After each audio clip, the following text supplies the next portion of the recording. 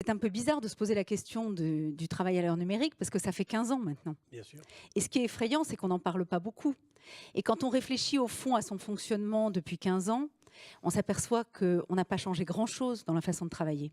On envoie peut-être un peu plus de mails, on envoie des SMS, mais qu'est-ce qu'on a changé vraiment dans la structure de l'entreprise, dans l'organisation du management, dans les réunions, dans le télétravail?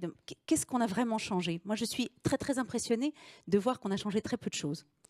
Et qu'on n'a pas pris vraiment conscience aussi de ce désinvestissement assez massif des jeunes qui, à la fois, effectivement, ont du mal à entrer dans le monde du travail parce qu'on ne leur fait pas de place, parce qu'on les laisse en stage et parce qu'on les laisse en CDD pour pouvoir préserver des CDI. Finalement, c'est ça. Le rôle de chef d'entreprise, souvent, c'est ça. Et c'est assez triste. Et finalement, eux voient bien que l'entreprise n'est pas très enviable. Et moi, c'est ça qui m'impressionne beaucoup parce que quand j'ai démarré ma carrière, on avait un matériel pourri chez soi et dans l'entreprise, il y avait des choses formidables. Et aujourd'hui, c'est le contraire. C'est-à-dire qu'aujourd'hui, on a un matériel formidable et dans l'entreprise, on a des vieux PC.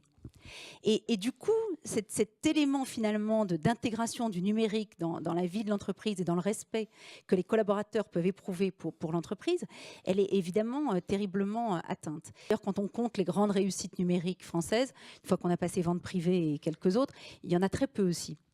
Alors, on est obligé d'aller s'inspirer et d'aller regarder ce qui se fait en Californie. Et là, on prend un coup sur la tête qui est horrible.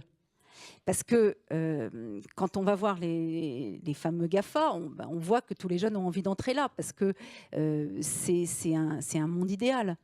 C'est un monde idéal en termes de moyens. L'entreprise offre une multitude de services incroyables, des outils absolument extra. Et quand on regarde les indicateurs ensuite sur les jeunes, bon, je vais ensuite m'arrêter, mais quand on demande à la génération Y quel est votre élément principal d'intégration dans l'entreprise, ils disent à 61% que les entreprises ne sont pas innovantes. Donc, en fait, ils ne sont pas attirés par nos entreprises. Ils ne sont d'ailleurs, on ne cherche pas vraiment à les attirer.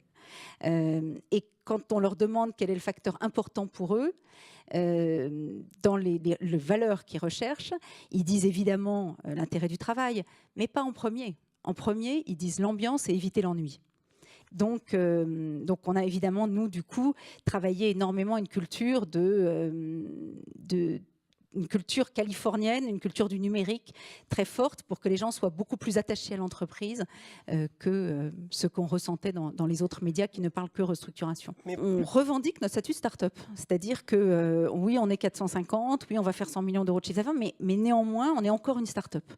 Et on cultive ça. On essaye par exemple de rester infiniment dans la culture du test and learn, qui est une culture évidemment qu'on n'a pas souvent dans les entreprises, c'est-à-dire c'est ce que Michel Serres disait en disant il ne s'agit pas en fait de s'adapter, il faut innover sans cesse. Donc il faut tout le temps essayer d'innover et pour innover, il faut accepter l'échec. Pas du tout français, pas du tout agréable. On voit bien, les actionnaires ont horreur de ça. Nous, par exemple, on célèbre nos échecs. On fait une réunion dans laquelle on raconte, parce que si on n'a pas fait assez d'échecs, ça veut dire qu'on n'a pas assez essayé. Autre élément très important de cette culture, c'est ne pas avoir peur de la cannibalisation.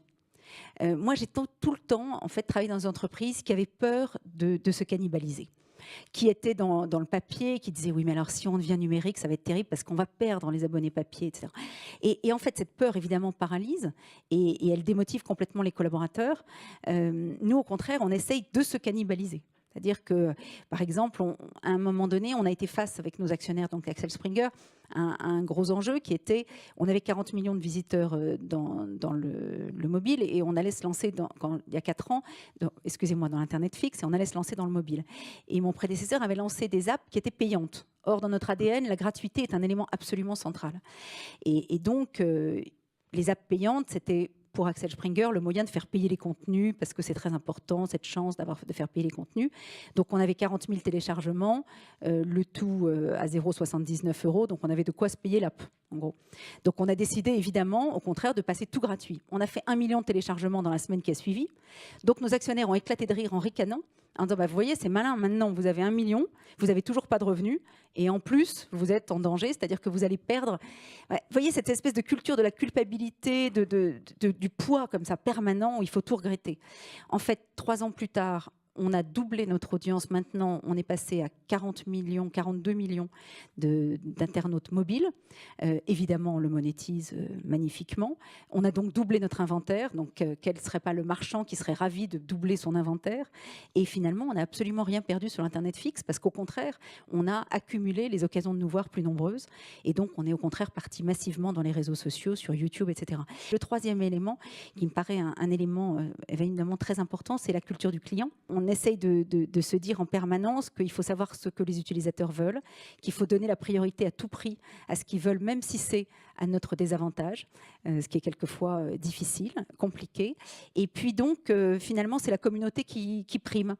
Et comme la communauté prime, on se pose d'abord la question de cette communauté et de son bien-être, et on se dit ensuite on se débrouillera. C'est-à-dire qu'ensuite, on se débrouillera pour monétiser. Alors ça fait des espèces de trucs de vertige, hein, évidemment. Ça, par exemple, empêche totalement de présenter un plan à 3 ans. Ça empêche totalement de savoir pourquoi on fait quelque chose. C'est très particulier, évidemment. Mais comme on investit des montants modestes, au fond, c'est pas très grave. Mais c'est un élément important de notre culture. Il se dit que vous êtes, pour parler de culture, il se dit que vous êtes une adepte de la culture Scrum. Alors, la culture Scrum, c'est la culture des développeurs. C'est une culture qui consiste à, je ne devrais pas être assise, d'ailleurs, je devrais me mettre debout, à être debout tous les matins et à décider en fait des choix qu'on va faire en parlant tout haut pour s'empêcher de s'asseoir en réunion et discuter. Et donc, c'est une culture de la repriorisation. Voilà, on refait ses priorités tout le temps. Et c'est drôle parce que pour revenir au monde où j'avais travaillé, c'était la culture aussi du monde. C'était la réunion du matin, il fallait être debout pour prendre les décisions rapides. Et je crois beaucoup à cette culture-là. Donc on essaye de l'appliquer. C'est évidemment une culture très égalitaire et très peu hiérarchique. On a une culture de la fête. Une culture de la fête permanente où il n'y a pas de moment où on ne fasse pas la fête. Et quand on fête, par exemple, les 15 ans du groupe au féminin, on emmène les 450 collaborateurs faire la fête à Majorque plutôt que d'inviter les clients, par exemple.